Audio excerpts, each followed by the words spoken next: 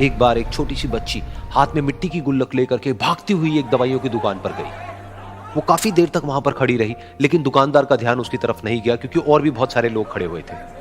उसने दुकानदार को कई बार बुलाया, लेकिन वहां पर भीड़ इतनी थी कि दुकानदार का ध्यान उसकी तरफ गया ही नहीं। और फिर उस बच्ची को थोड़ा सा गुस्सा आया तो उसने अपनी मिट्टी की गुल्लक लेकर के वहीं काउंटर पर जोर से रख दी, जिसके बाद में जो दुकानदार था और जितने भी लोग खड़े थे वो सब उस बच्ची की तरफ देखने लग गए। और फिर उस दुकानदार ने उस बच्ची से पूछा, बेटे आपको क्या चाहिए? तो वो बड़े ही भोलेपन से बोली कि मुझे एक चमत्कार चाहिए। ये सुनकर के दुकानदार को कुछ समझ नहीं आया, ना ही वहां पर जो लोग थे उनको कुछ समझ में आया, और सब उसकी तरफ देखने लग गए। फिर दुकानदार ने बोला, बेटे चमत्कार तो यहाँ पर नहीं मिलता है। तो बच्ची को लगा कि वो उससे झूठ बोल रहा है, तो बच्ची ने कहा कि मेरी गुल्लक में बहुत पैसे हैं, आप बताओ आपको कितने पैसे चाहिए, लेकिन मैं आज यहां से चमत्कार लेकर के ही जाऊंगी। तो वहीं काउंटर पे एक और आदमी खड़ा था, उसने उस बच्ची से पूछा कि बेटे क्यों चाहिए तुमको चमत्कार? तब उस बच्ची ने अपनी कहानी बताई कि अभी कुछ दिन पहले मेरे भाई के सर में बहुत तेज दर्द हुआ, तो मेरे पापा मम्मी उसको हॉस्पिटल ले गए। उसके बाद कई दिन तक मेरा भाई घर नहीं आया।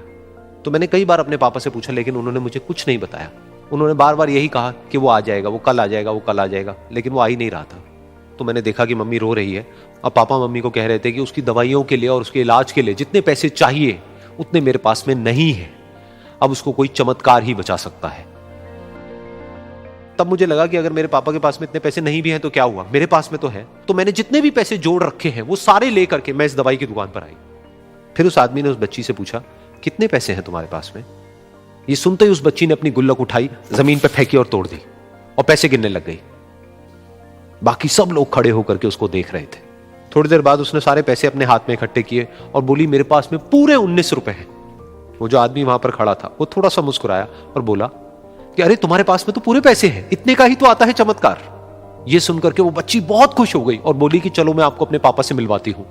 बाद में पता लगा कि वो आदमी कोई आम आदमी नहीं था, बल्कि एक बहुत बड़ा न्यूरोसर्जन था, और उसने सिर्फ 19 रुपए में उसके भाई की सर्जरी करी, और कुछ ही दिन बाद वो ठीक होकर के घर वापस आ गया। फिर कुछ दिन बाद वो बच्ची, उसका भाई, उसके पापा, उसकी मम्मी चारों एक साथ बैठे हुए थे और बात कर रहे थे। तो उसकी मम्मी ने उसके पापा से पूछा कि अब तो बता दो ये चमत्कार आपने किया कैसे? तो उन्होंने अपनी बेटी की तरफ देखा और बोले, ये चमत्कार मैंने नहीं, इसने किया है।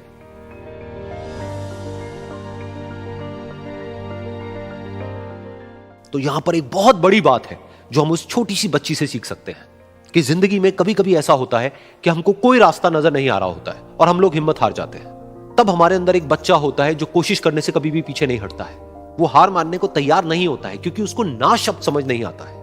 वो बच्चा जिसके लिए कुछ भी नामुमकिन नहीं है, क्योंकि वो हर हाल में कोशिश करता ही रहता है।